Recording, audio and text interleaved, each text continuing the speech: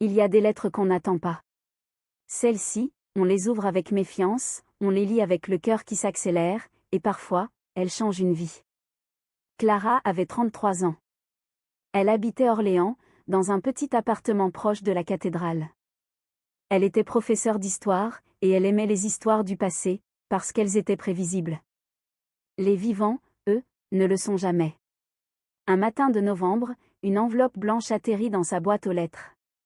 Pas d'expéditeur. Juste son nom et son adresse, tracés d'une écriture qu'elle ne connaissait pas. À l'intérieur, une feuille pliée en 3. Les mots étaient rares, mais précis. Votre père, Jean Delorme, n'est pas mort en 1998. Il vit à Marseille sous le nom de Jean Lefebvre. 23 rue des Trois-Rois. Il a une nouvelle femme et 2 enfants. Vous avez le droit de savoir. Clara resta figée, la feuille à la main. Son père était mort quand elle avait 8 ans. Un accident de voiture, disait sa mère. Un enterrement, des fleurs, des larmes. Elle avait grandi avec cette certitude, un tombeau vide et une photo jaunie sur la cheminée. Elle appela sa mère, qui vécut dans le silence. Puis dans les sanglots. Je ne voulais pas te faire de mal, chuchota sa mère. Il nous a quittés. Pour une autre. J'ai préféré qu'il soit mort. Pendant 25 ans, tu m'as menti? Je t'ai protégée. Clara raccrocha. Elle ne pleura pas. Les professeurs d'histoire ont l'habitude des trahisons. Elles sont écrites dans les livres, entre les guerres et les traités. Mais quand la trahison vous atteint en pleine poitrine, les livres n'y font rien. Elle prit 2 jours de congé. Prétexta une grippe. Puis elle monta dans sa voiture et prit la direction de Marseille. 800 kilomètres, 8 heures de route.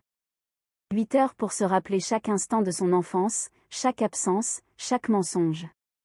Le soleil se levait quand elle arriva. La rue des Trois-Rois était calme, bordée de platanes et de maisons basses. Le numéro 23 était une petite villa blanche, avec un jardin fleuri et un chat noir sur le mur. Clara n'osa pas frapper. Elle resta dans sa voiture, de l'autre côté de la rue. Elle attendit. À 9 heures, un homme sortit. Il avait 65 ans, des cheveux gris, des lunettes. Il portait une veste bleue et arrosait les géraniums. Clara reconnut tout de suite la silhouette, la manière de pencher la tête, la main droite qui tremblait légèrement. Son père. Elle descendit, traversa la rue. Papa. L'homme releva la tête. Il la regarda sans comprendre. Puis son visage se ferma. Il ne dit rien. Il posa l'arrosoir, rentra dans la maison. La porte claqua. Clara resta là, immobile. Une femme apparut à la fenêtre. Une femme d'une 50aine d'années, les bras croisés, le regard dur. Puis elle aussi disparut. 10 minutes passèrent. Clara n'osait ni partir ni frapper. Puis la porte s'ouvrit. L'homme était là, le visage blême. Entre, dit-il. Mais ne crie pas. Elle ne sait rien. Elle entra. Le salon était propre, lumineux. Des photos d'enfants sur le buffet. Clara reconnut son père sur aucune d'elles. Assieds-toi. Elle s'assit. Il resta debout, dos à la fenêtre. Pourquoi, demanda-t-elle. Parce que ta mère était un enfer. Parce que j'ai rencontré Sylvie. Parce que je voulais vivre, pas survivre. Tu aurais pu divorcer. Tu aurais pu rester mon père. J'ai essayé. Ta mère m'a menacé de te cacher. De dire que j'étais mort. Elle l'a fait. Elle n'a pas eu à le faire. Tu as disparu de toi-même. Le silence pesait. Au dehors, un chien aboyait. Quelque part, une porte claqua. Je ne peux pas te reconnaître, dit-il. J'ai une nouvelle vie. Des enfants qui ne savent rien. Une femme qui ne mérite pas ce scandale. Ce scandale? C'est moi, le scandale? Tu es la preuve que j'ai menti. Et je ne peux pas revenir en arrière. Clara se leva. Elle n'avait pas pleuré. Mais ses mains tremblaient. Je ne te demande pas de l'argent. Je ne te demande rien. Je voulais te voir. Te savoir réel. Maintenant, je sais. Tu vas raconter? À qui? À tes enfants? Ils sauront un jour. Pas par moi. Elle se dirigea vers la porte. Il ne la retint pas. Elle sortit, traversa le jardin, remonta dans sa voiture. Elle pleura une fois loin de la rue, garée sur un parking de supermarché. Pas longtemps. Les professeurs d'histoire pleurent rarement. Ils savent que rien n'est jamais définitif. Elle revint à Orléans. Elle reprit son travail. Elle ne dit rien à sa mère. Elle coupa le sujet de son esprit comme on coupe une branche morte. L'année passa. Puis 2 ans. Un soir, son téléphone sonna. Un numéro marseillais. Elle hésita, puis décrocha. Clara, fit une voix faible. Qui est à l'appareil? Jean. Jean Lefebvre. Ton père. Elle reconnut la voix, plus usée, plus lente. Je vais mourir, dit-il. Cancer. Je voulais te dire. Je suis désolée. Je n'aurais pas dû te fermer la porte. Il est un peu tard pour les excuses. Je sais. Mais je voulais te voir. Une dernière fois. Si tu veux. Clara regarda par la fenêtre. La pluie tombait sur Orléans. Je viendrai. Elle prit la route. Moins de 8 heures cette fois. Elle arriva à Marseille le lendemain matin. L'hôpital sentait le désinfectant et la faim.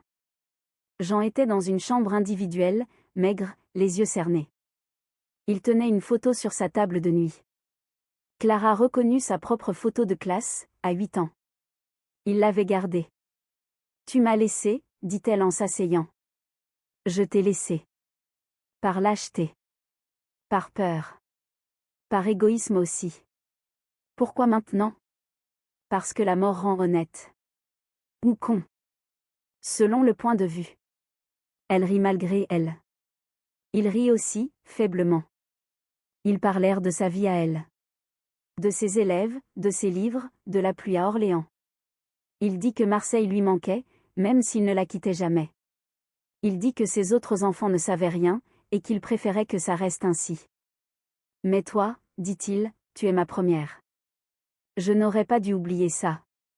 Clara resta jusqu'au soir. Elle lui tint la main. Il s'endormit. Elle partit sans se retourner. Jean mourut 3 jours plus tard. Sylvie, sa deuxième femme, l'appela pour l'annoncer. Clara ne vint pas à l'enterrement. Elle n'était pas invitée. Elle n'existait pas aux yeux de cette famille. Mais elle avait vu son père. Elle avait eu sa vérité, même incomplète, même douloureuse. Parfois, ses collègues et profs lui demandent pourquoi elle enseigne la Seconde Guerre mondiale avec autant de passion. Elle ne dit pas que c'est parce que les histoires de disparition, de silence et de retrouvailles, elle connaît. Certaines lettres ne devraient jamais arriver. D'autres, croit-elle, arrivent toujours trop tard. Mais l'essentiel n'est pas la date. C'est ce qu'on en fait. Clara a choisi de ne pas haïr. Pas son père, pas sa mère, pas cet inconnu qui lui avait écrit pour briser sa vie. Elle a choisi de comprendre que les gens se trompent, et que parfois, la seule chose qu'ils laissent derrière eux, c'est une photo jaunie au fond d'un tiroir. Elle vit toujours à Orléans. Elle n'a jamais cherché à savoir qui avait envoyé cette lettre. Peut-être une ancienne maîtresse. Peut-être un voisin curieux. Peut-être son père lui-même, le temps d'un remords sans courage. Elle ne saura jamais. Et elle s'en moque. La vérité, elle l'a cherchée pour lui, pas pour les autres. Alors, que retenir de cette histoire? Que les pères qu'on croit morts le sont parfois, en effet. Mais pas de la façon qu'on croit.